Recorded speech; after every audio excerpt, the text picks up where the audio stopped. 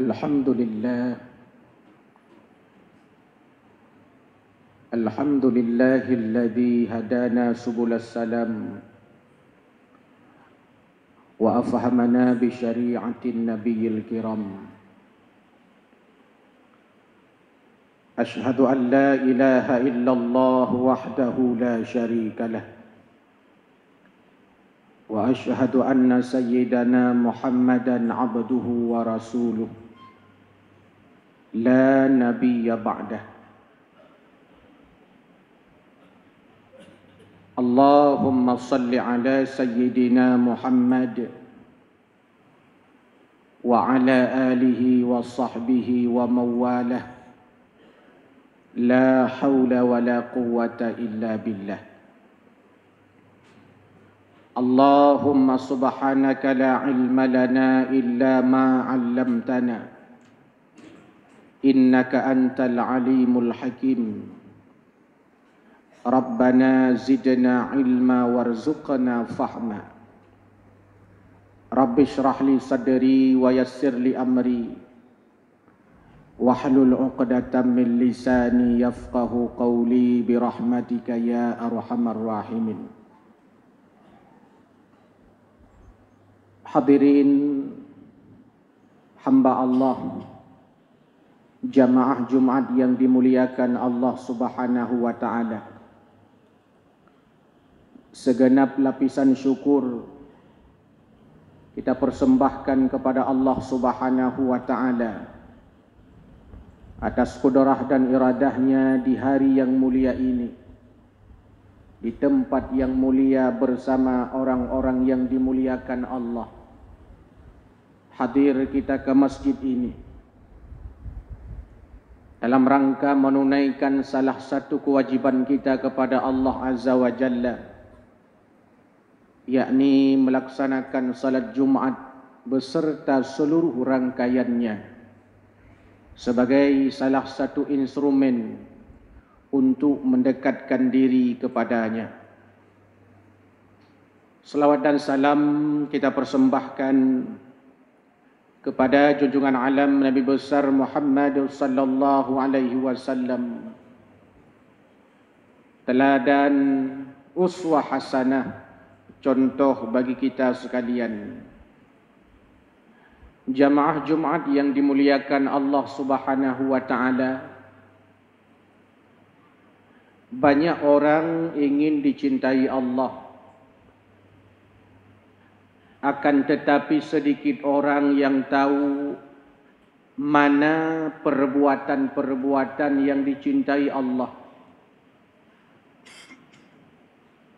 Banyak orang ingin dicintai Allah, akan tetapi sedikit orang yang mau melaksanakan amal-amal yang mendatangkan cinta Allah kepadanya. Padahal kalau seandainya kita mau dicintai Allah, mesti komplementer berhubungan dengan amalan-amalan yang mendatangkan ridha Allah.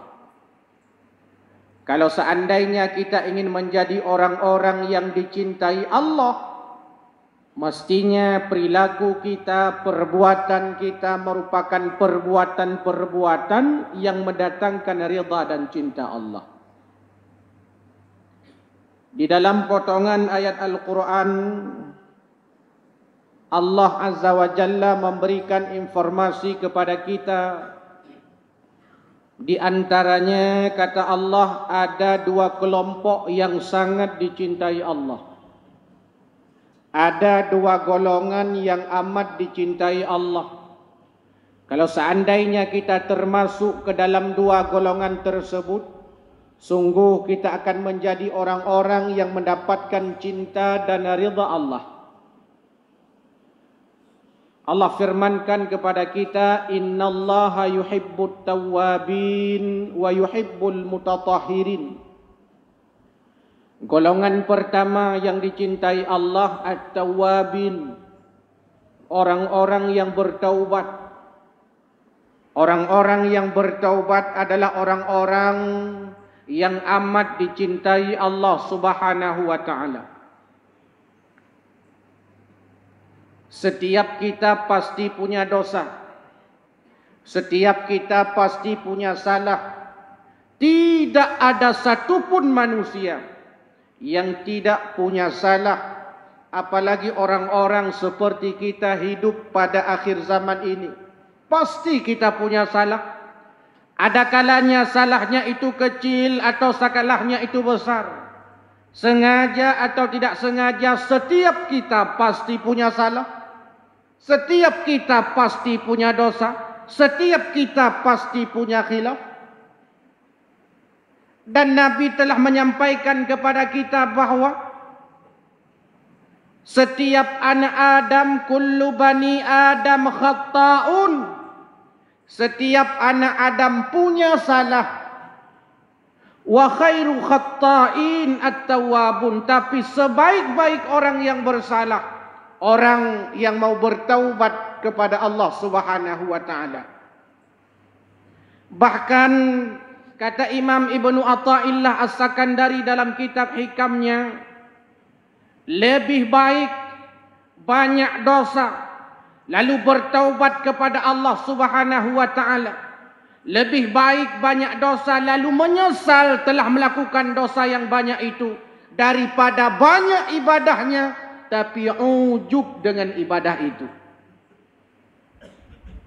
Itu menunjukkan bahawa orang-orang yang at-tawwabin, yang bertaubat kepada Allah Subhanahu wa taala mulia. Bila seandainya kita mau menjadi orang-orang yang dimuliakan Allah, menjadi orang-orang yang dicintai Allah Azza wa Jalla, maka at-tawwabin jadilah orang-orang yang bertaubat.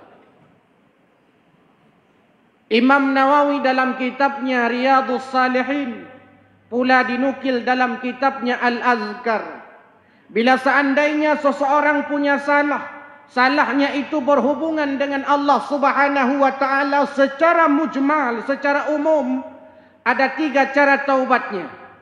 Pertama, ayyuqli'a 'anil maksiyah, tinggalkan maksiat yang pernah kita kerjakan. Nah pernah tamu tulit, kubah tulitnya. Nah pernah tak pengut gop, kubah pengut gop. Nah pernah tak cuwa tagap, kubah bek cuale atragop. Ayyuqli'a 'anil maksiyah, tinggalkan perbuatan maksiat yang pernah kita kerjakan.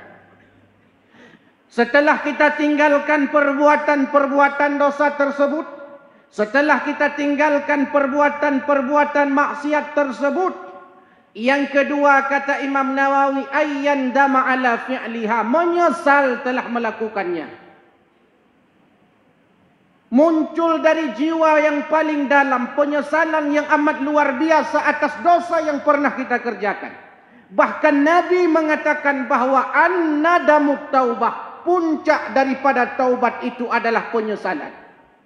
Hari ini berapa banyak orang bangga dengan dosa-dosanya di masa lalu. Na pernah ke pohgop, na pernah ke cua tagop, na pernah ke kun ke gop. Bangga dia dengan persoalan kemaksiatan yang pernah dia kerjakan.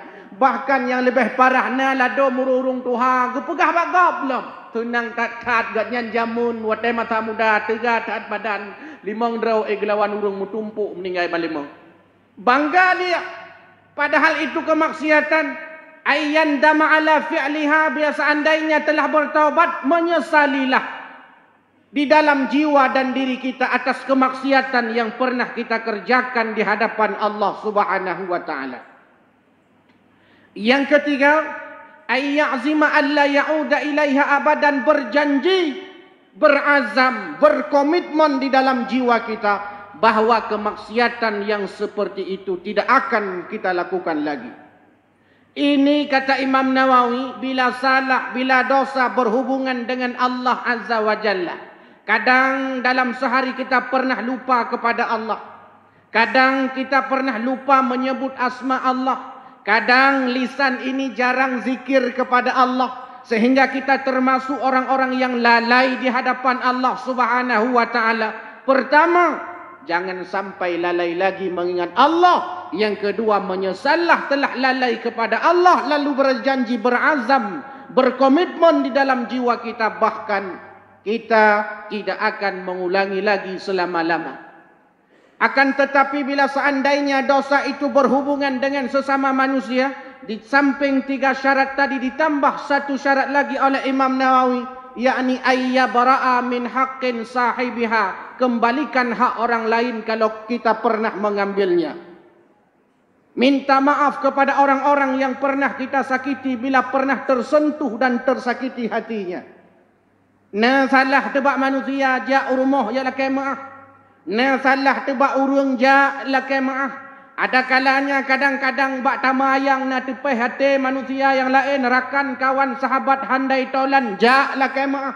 Nyan di antara cara supaya taubat getanyo getuang le Allah Subhanahu wa taala. Pada saat kita sudah melakukan 4 perkara itu, maka hal itu telah mendatangkan kita menjadi di antara golongan at-tawwabin yang mau bertaubat kepada Allah Subhanahu wa taala.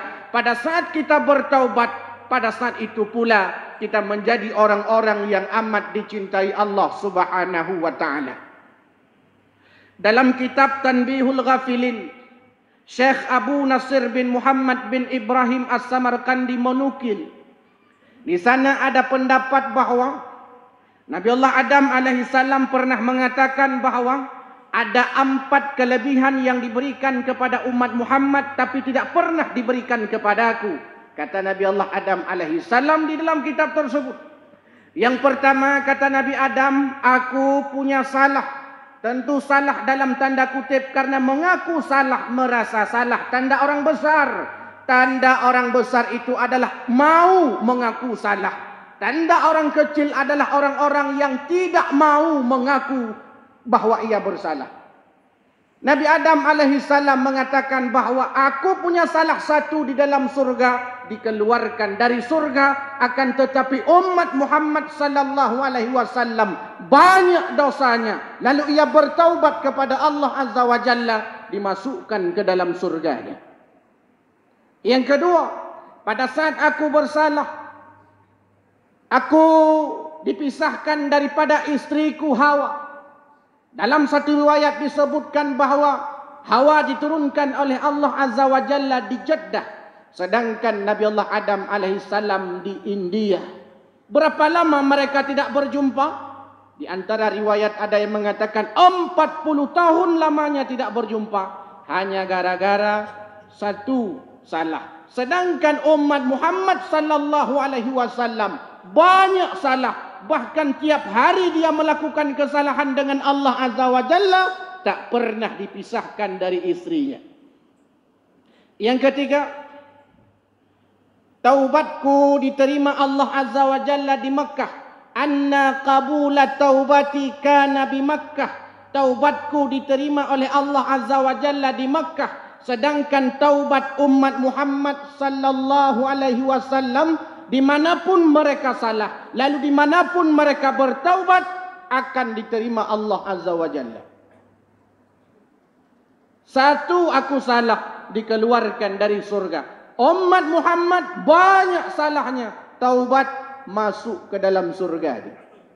Inilah yang membedakan dengan iblis. Nabi Allah Adam alaihissalam mengakui salah pada dirinya, lalu mengucapkan doa kepada Allah Azza wa Jalla, Rabbana zalamna anfusana wa illam taghfir lana wa tarhamna lanakunanna minal khasirin. Sedangkan iblis malah congkak, malah sombong dengan dosa dan salah yang pernah ia perbuat. Diperintahkan Allah Azza wa Jalla untuk hormat Nabi Allah Adam alaihissalam, tapi enggan ia kerjakan. Dia tidak merasa dirinya salah, bahkan ia minta kepada Allah Subhanahu wa taala, ya Allah, Rabbi fa'anzirni ila yaumi yub'atsun, panjangkan usiaku sampai kiamat biar aku bisa menggoda anak cucu Adam, biar aku nanti ada kawan di dalam neraka-Mu ya Allah. Bukan